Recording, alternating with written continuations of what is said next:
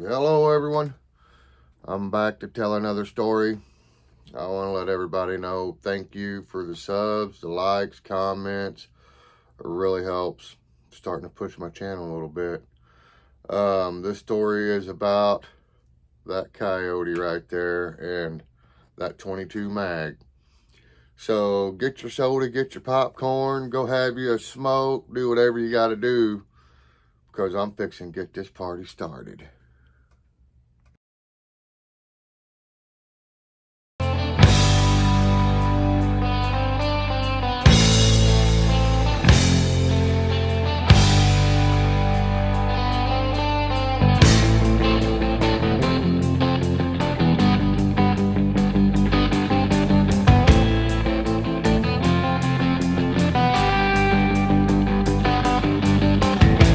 There I was, back in the wild again. Alright, hello everyone. I'm back. And this is about that old coyote right there. This isn't a very long story, so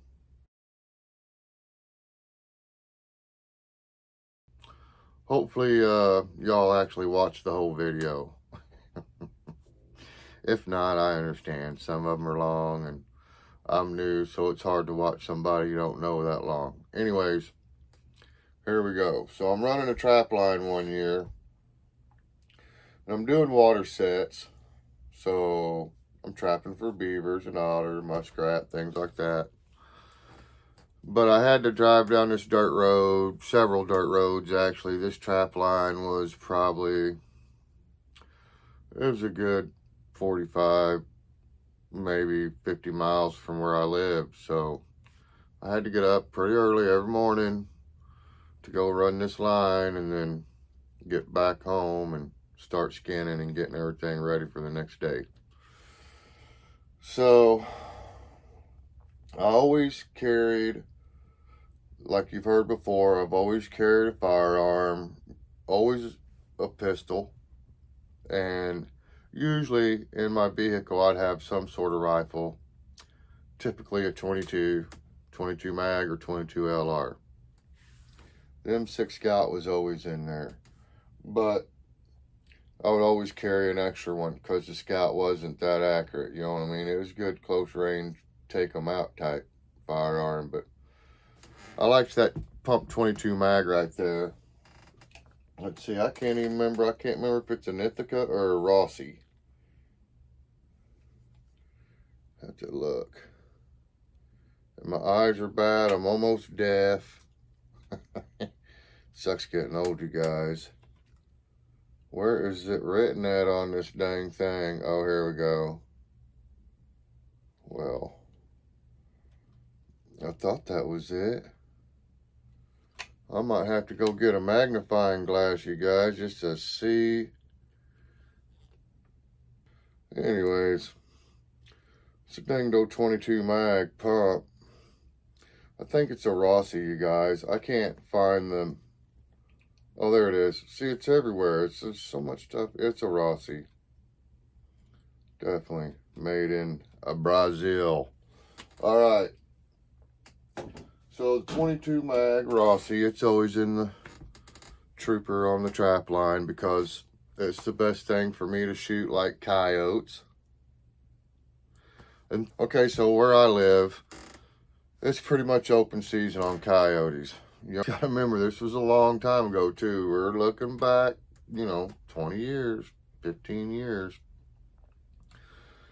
So anyways, I'm on my way to check my line on the Finley Creek. I got a couple stories about the Finley Creek trap line.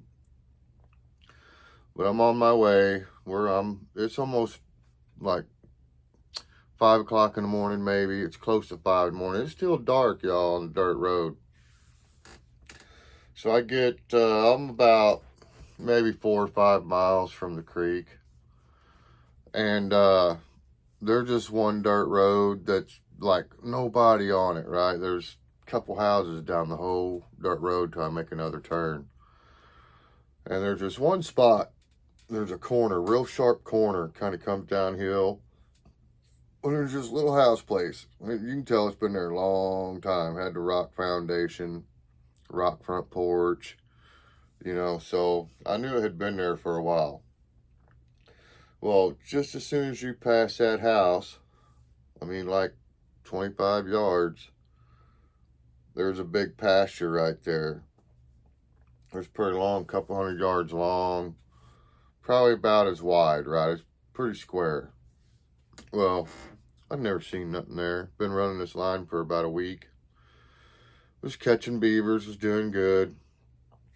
And this morning, I had come around past that house, and as soon as I passed that house, that coyote come running across the road in front of me, hit that pasture, and was running straight away from me across that field.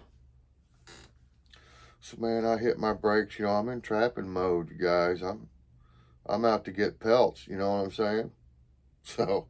So I slam on the brakes in my Trooper, which happens to be one of the best rigs I ever had in my life. Was a Isuzu Trooper.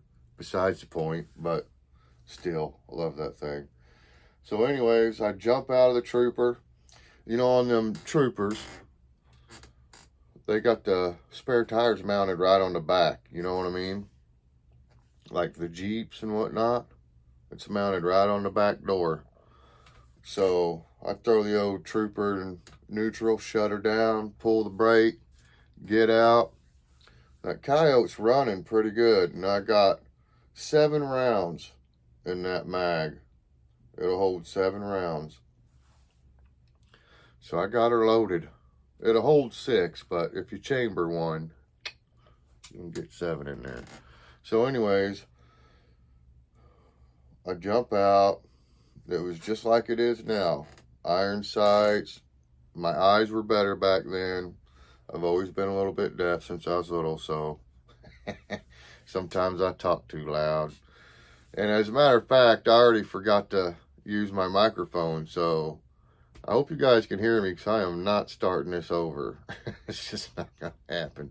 But anyways, I'll fix the audio if you guys can't hear me. So I jump out with the mag. This coyote, I mean, it's running straight away from me, so that's really not a good shot anyways. Anybody that hunts and does any kind of shooting, you know that's not a good shot.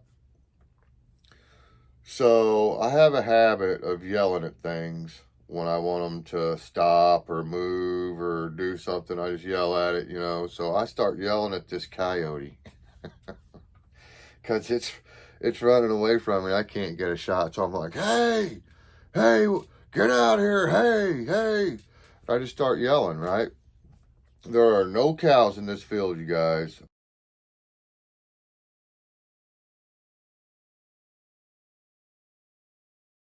Okay, just to go ahead and clear that up. All right, I would not take a shot like that. No way. Grew up, you know, around cattle. I know how to do it. So I go hollering at this coyote, and it stops and looks back at me. Now, when it stops, it's only about 75, 80 yards out. Maybe 100 yards, but I could, you know, it wasn't like, I knew it was still in good range for the old mag. So it stops and turns sideways, kind of quartering away sideways, and looks back at me. And I thought, well, I can get that quartered away shot, you know what I mean? So I pulled down on him. I'm using that back tire on my Trooper as a rest. I get the sights lined up, and I let her go. Well, as soon as I shoot, dirt flies up about maybe a foot in front of this coyote, but it was about 8 inches or so short. I was like, oh, you know what I'm saying? So that gave me my range. Well, once that bullet hit the ground, coyote, he takes off again. But luckily, instead of turning and running straight away from me again, he turns towards the shot and gets completely broadside and starts running across the field this way to my right. And I'm jacking another round in. He's running. He doesn't do nothing else. And so I start to shoot again. Click, misfire. Pull up. This time, my second shot hits right in front of him, but my height's right. But because it's running and I'm trying to lead it, my windage was wrong, right? So, that's 3 shots. I pull down, click. This coyote's still booking it, man. But like I said, this field's almost 200 yards wide, too. And he's chucking across there pretty good.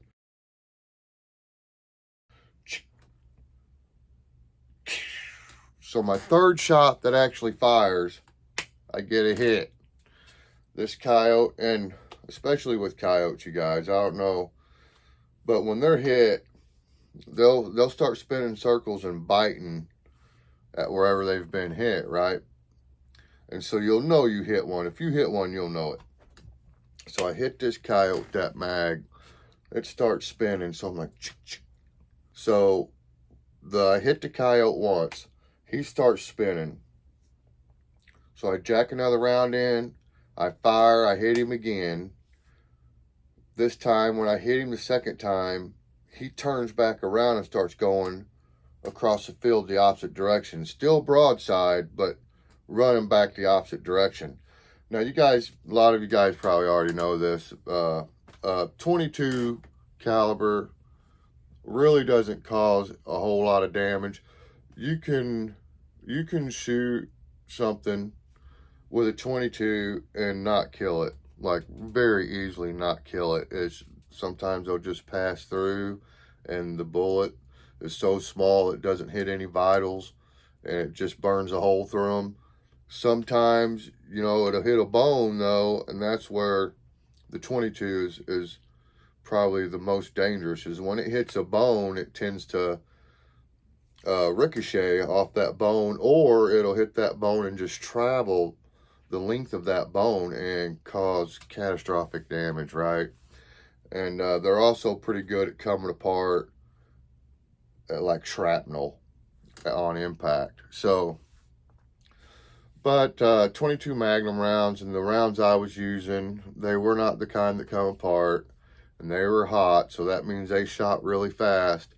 And I was zipping these bullets through this coyote with no good vital shots, right? Just enough to slow it down. So I've hit it twice. It's turned and running back the other direction. So I jack another round in. I fire. I can't remember if it misfires. I think this is when it misfires again. And so I jack another round in. I get off my third round. And now that round was a good one. By now, I've already got my windage in line, my distance. Everything's there, you know what I mean? I know where I'm shooting now. So I've led this coyote right to the tip of his nose, but I'm aiming just above the tip of his ears, right? So that's where I'm at on the, like if you was using one of them called them scopes with the mil dots. So I'd been like half a dot this way and half a dot this way, okay? So I'm leading him. I get my third shot off. That's a good shot. That hits it in the heart.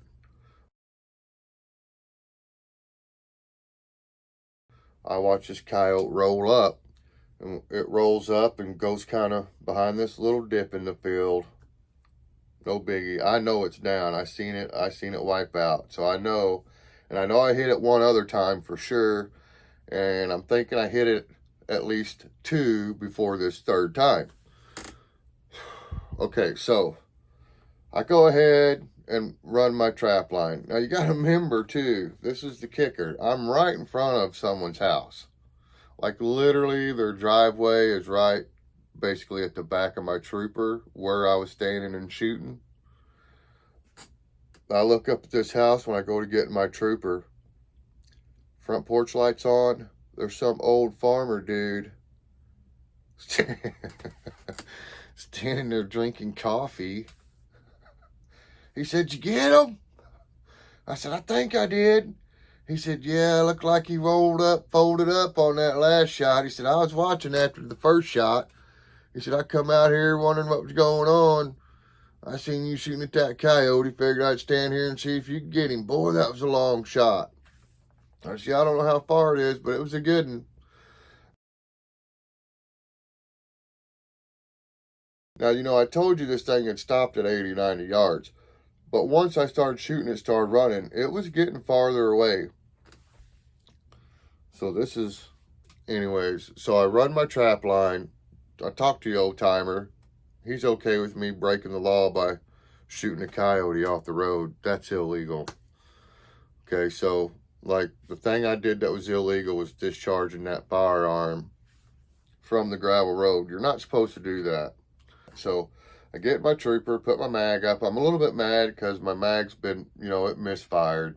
I'd only shot it a couple times. I did not realize it had this misfire problem, which I eventually figured out. I'll run my line. I'd caught 2 beavers, nothing serious. I come back. When I get back, I pull up to this field, and now there's cows in this field. So I'm like, well, that's probably no big deal, you know. It was all a bunch of steers. They were all like probably between 6 to 900 pounds a piece. You know what I mean? They were about ready to go to the old butcher. I jumped the fence. I got my mag with me. I jumped the fence. I start walking across this field. I don't know who owns this field. But I'm going to assume that old timer I talked to owns this property. Because he didn't say nothing about property, you know, when all this went down. If that would have been someone else's property, he probably would have said, do you know so-and-so? But he didn't. He just started talking to me. Okay, so that's my assumption. I still don't know. I still don't know whose property it was. But I crossed the fence. I go heading across this field. I still don't know how far it is, you guys. I go up. I find the coyote. I grab the coyote. I start dragging it back. Now, cattle, when a predator comes into play, especially like a coyote, they tend to start acting different, right? So I kind of knew, I had a feeling that once I got closer to these cows, they was going to act different. But I figured they'd act like run the heck off, you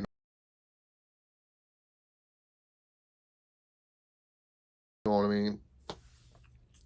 No, they run the heck at me, right? Like they was wanting to attack that coyote.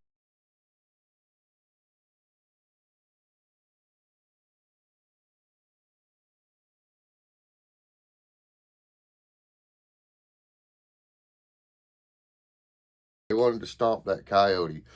So you guys gotta imagine.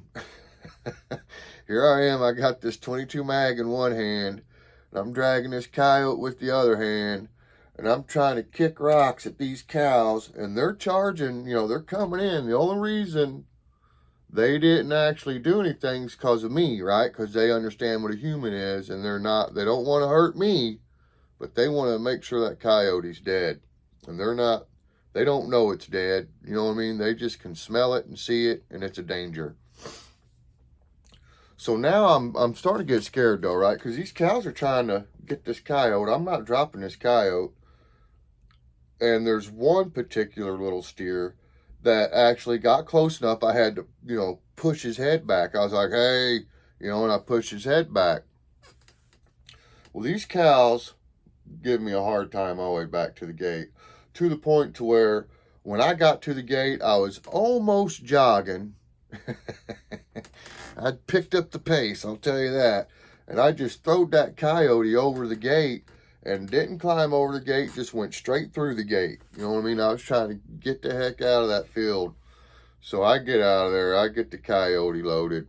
I get my yardage pro out of my trooper. I hit the little hillside where the coyote turned sideways, where I think I hit it the first time. So I hit it with my 153 yards. That's the longest shot I ever taken with open sights, and especially a 22 mag. But it was a 153 yard shot on that coyote. To me, that's a long shot. To me, that's a good shot. I'm not a sniper. I'm not a, you know, big time marksman. Now, with a high powered rifle, I've made way longer shots, but it's expected, right? I never thought I'd get a shot over 100 yards with a mag, especially open sights, you know.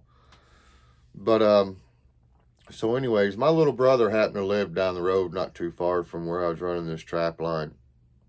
And so I drive to his house with this coyote and them beaver. We skinned the beaver out, no big deal. And then we skinned this coyote. I've said in my other videos, I don't like doing land sets because I don't like catching dogs. I don't like catching pets, right? I don't want to catch somebody's pet, man. I can't say that in every case animals are safe from foothold traps. But in most cases, and even in a lot of states, the foothold traps have to be designed to where they actually won't hurt domestic animals, right? And the jaws have little spaces that are cut out inside the jaws. So when the trap closes, it doesn't actually put metal on. It doesn't pinch the foot. It does a little bit. I mean, it has to hold it, right? But it doesn't break the bones and stuff in the leg and foot. That's what it's preventing. So it'll catch their foot and hold on to them with minimal damage, usually none. Usually don't even break the skin. So I don't usually normally set foothold traps because of that. But I decided to never, ever kill another coyote and skin it. I probably don't want to hear about that. But just think about it. You know what I mean? It's a canine. So that put the end to that, right? I just quit doing that. Even with the bobcat, man, I felt really bad once I skinned that thing out. You know, I was like, man, I don't think I'm going to do that no more. You know what I mean? Just stick to the water sets. But, coyote story done. Next story, I think I'm going to talk about that turkey right there. Oh, that's part of the shirt. Started writing down ideas of stories, things that have happened to me. You guys, I've been in a lot of places hunting and trapping. I've seen a lot of things happen. It's just like I'm one of them guys that exciting stuff just shows up. You know what I mean? Like, I can just be sitting there and then all of a sudden something crazy just happens right in front of me. This happens to me. And it's happened to me all my life. I don't understand why or how or what the deal is. But I seem to be tested a lot. But that's that story. But I know one thing. Somebody loves you. So stop sweating the little stuff. And remember, keep on keeping on. Because life is good. Have a good day.